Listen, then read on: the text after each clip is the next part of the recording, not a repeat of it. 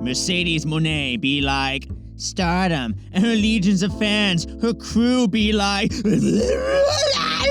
and then go, wait, what's a Stardom? So what is a Stardom? Hi, I'm Meerkat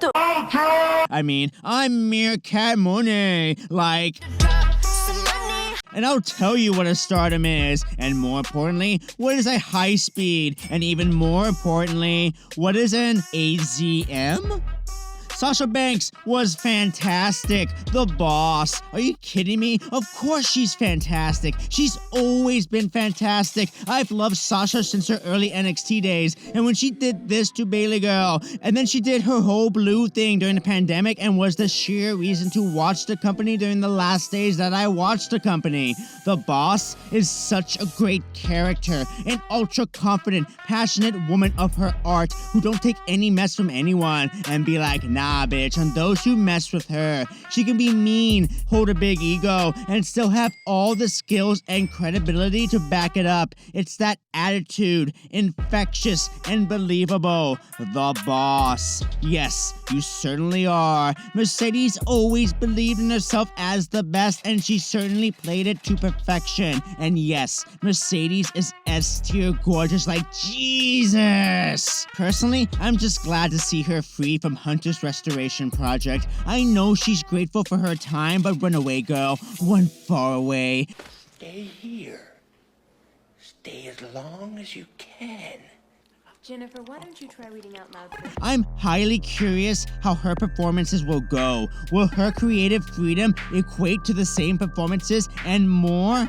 I personally believe she has the skills to dominate, but I'll be honest, I will have to see it to believe it when it comes to Joshi wrestling, only because of how differently the philosophy is. Not that I have any doubt in her abilities. AEW, she got all them cameras and the crowd and rehearsal time and the producers and the production, but that'll all be stripped down if she wrestles outside a big production Stardom show. It's very much like seeing a top actress in a big Marvel movie killing it on an indie production with terrible lighting and shaky camera work. Like, put Tessa Thompson in a Lars von Trier movie and see if she kills it there. That's the analogy I'm working with Mercedes Moné. I'm so down for her journey and 100% invested, and it's absolutely great for everyone involved. Now, perform and stamp your legacy. Now, what is a Stardom? As I say, Stardom is an anime. Why? Because its stories seemingly function as such,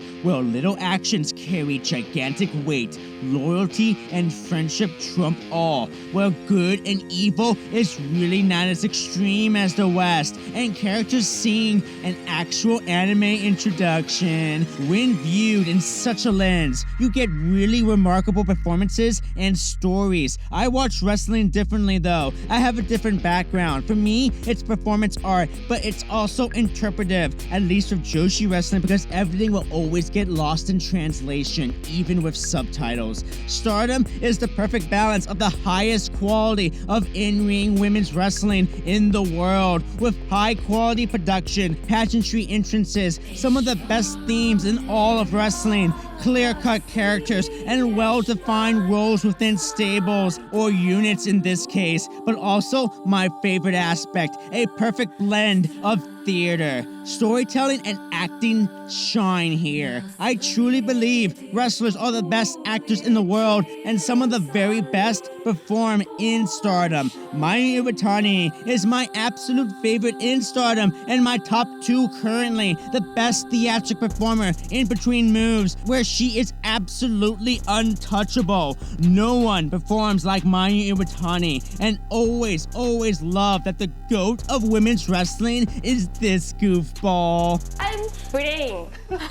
This is chicken.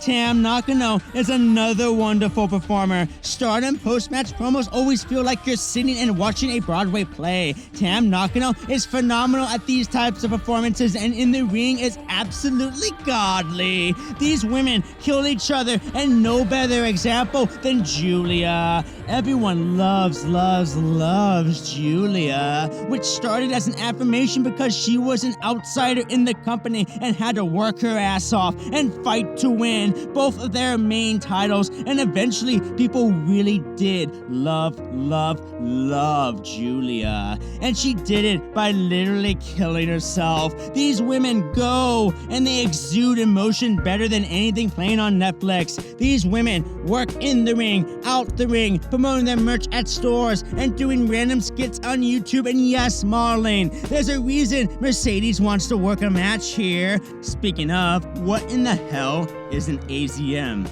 Well, that's Azumi, who styles it like that because she's a badass, and that's literally what she is. When you watch Azumi, you're watching the future best in the world, wrestling prodigy.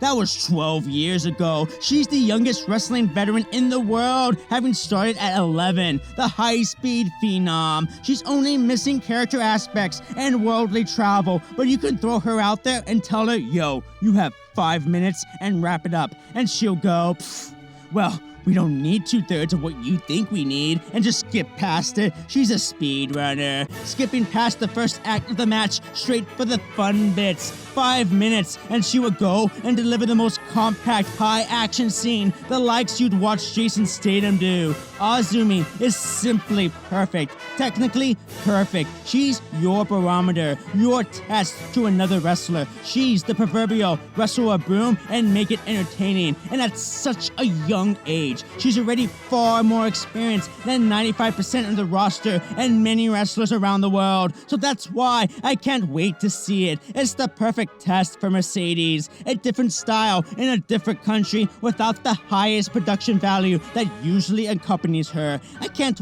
wait to see Mercedes bully Azumi around and for that amazing high-speed bomb girl to slap her in the face and try to make her tap. It's gonna be beautiful. So yeah, that's my whole take on Mercedes Moné doing her thing. So just let her do her thing and count that